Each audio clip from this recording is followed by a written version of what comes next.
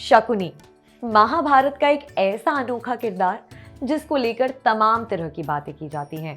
कहा जाता है कि महाभारत का जो सबसे बड़ा षड्यंत्रकारी मास्टरमाइंड था वो शकुनी ही था। किसी ने ये भी कहा कि संसार में शकुनी जैसा षड्यंत्रकारी कोई पैदा ही नहीं हुआ। कुछ YouTube चैनल्स और कुछ वेबसाइट्स तो यहाँ तक बताती हैं कि दुर्योधन और कौरवों का सर्वनाश किसी ने करवाया तो वो कोई और नहीं, शकुनी ने करवाया।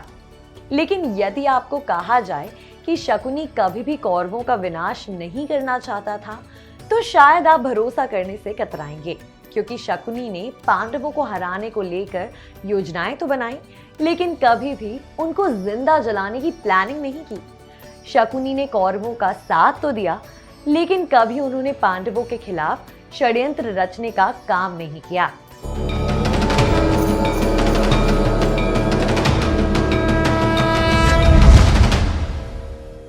नमस्कार दोस्तों, द कर्मा में मैं वाणी गुप्ता आपका स्वागत करती हूँ। दोस्तों, इस कहानी की शुरुआत होती है गांधार से, जो आज का उत्तर अफगानिस्तान है। गांधार उस टाइम पर 16 महाजनपदों में से एक था। इतिहास में आप इसको कंधार या कंदहार के नाम से भी पढ़ सकते हैं। शकुनी के पिता का नाम था राजा सुबाल और माता का नाम था सुधर्मा। कहा जाता है कि राजा सुबाल के 100 पुत्र थे और एक पुत्री थी जिसका नाम था गांधारी, और राजा सुबाल का जो 100वां पुत्र था उसका नाम था शकुनी। दोस्तों, महाभारत के हर ग्रंथ में इस बात का जिक्र किया गया है कि गंधार नरेश की एकमात्र पुत्री गांधारी काफी खूबसूरत थी, जिसकी शादी पितामह भीष्म के कहने पर अंधे धृतराष्ट्र से हुई, जो आगे चलकर हिंदुस्तान के महाराजा बने। लेकिन गांधारी और धृतराष्ट्र की शादी के बाद ऐसी कहानियां गढ़ी जाती हैं और बताई जाती हैं कि पितामह भीष्म ने गांधार के सभी लोगों को मारने की योजना बनाते थे और इसके लिए उन सबको जेल के अंदर काफी कम खाने को दिया जाता था। दरअसल इस कहानी का आधार गांधारी और धृतराष्ट्र की शादी के बाद से मिलता है, जब दोनों के विवाह के बाद महामहिम भीष्म को बताया जाता है कि गांधारी की शादी पहले एक बकरे से की जा चुकी है, क्योंकि गांधारी मांगलिक हैं, जिनकी कुंडली में ये दोष है कि जिससे भी उनकी पहली शादी होगी उसकी मृत्यु हो जाएगी। इसीलिए उस दोष से बचाने के लिए गांधारी का विवाह पहले एक बकरे से करवाया जाता है और उसकी मृत्यु भी हो जाती है। इस कहानी के बारे में बताने वाले लोग ये तर्क भी देते हैं कि गांधारी की पहली शादी की बात सुन भीष्म नाराज हो जाते हैं और उन्हें लगने लगता है कि राजा सुबाल ने हस्तिनापुर को धोखा दिया है। इसीलिए महामहिम भीष्म गांधार के सभी लोगों को जेल में बंद करवा देते हैं, जिससे सभी लोगों की मौत हो जाती है और केवल राजा सुबाल का छोटा लड़का शकुनी बचता है। इस घटना को लेकर लोग ये भी बताते हैं कि शकुनी जब अपनी आंखों के सामने गांधार के लोगों को मरते हुए देखता है तो वो कौरवों के विनाश का संकल्प लेता है। लेकिन दोस्तों, आपको जानकर हैरानी होगी कि महर्षि कृष्ण द्वैपायन व्यास द्वारा रचित महाभारत में शकुनी के ऐसे संकल्प का कहीं भी जिक्र नहीं मिलता है।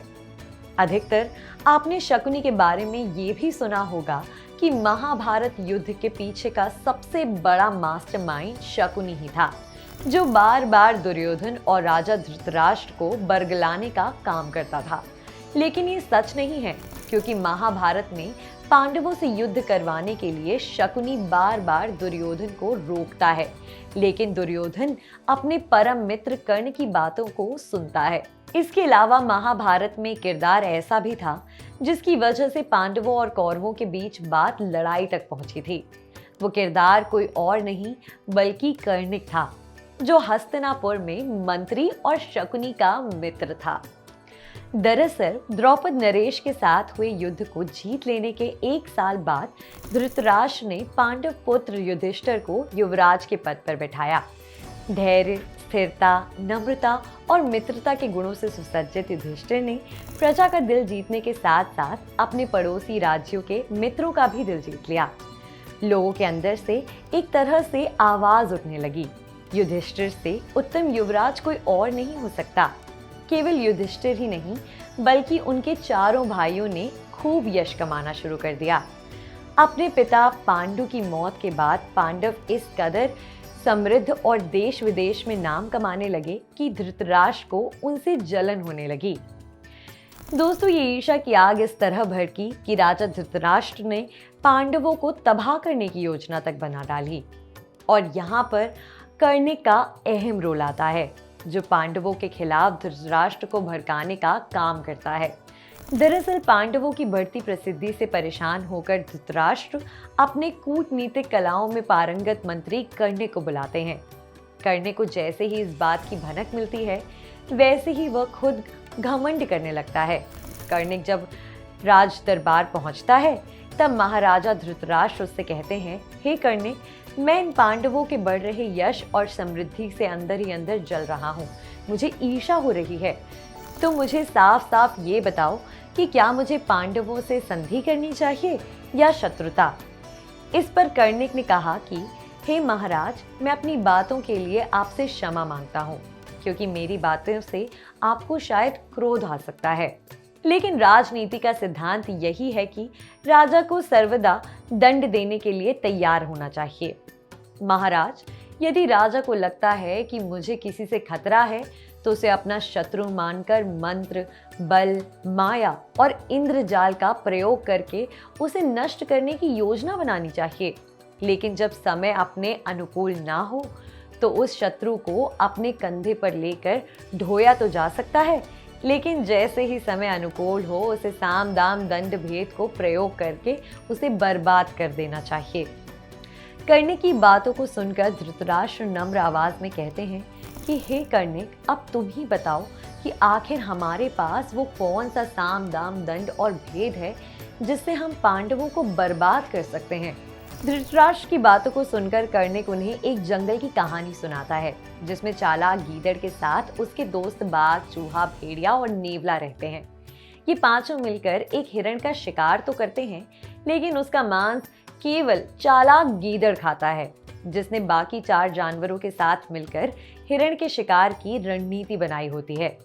अंत में कर्णिक इस कहानी के माध्यम से राजा को समझाते हुए कहता है कि हे राजन, एक चतुर राजा को उस चालाक गीदड़ के समान ही बनना चाहिए, जिसने डरपोक नेवले को भयभीत कर दिया तो अपने से वीर शेर के साथ हाथ जोड़ लिया, साथ ही अपने जैसे ही बराबर भेड़िए और कमजोर चूहे को अपना पराक्रम दिखाकर उस हिरण पर अपना अधिकार भी जमा लिया।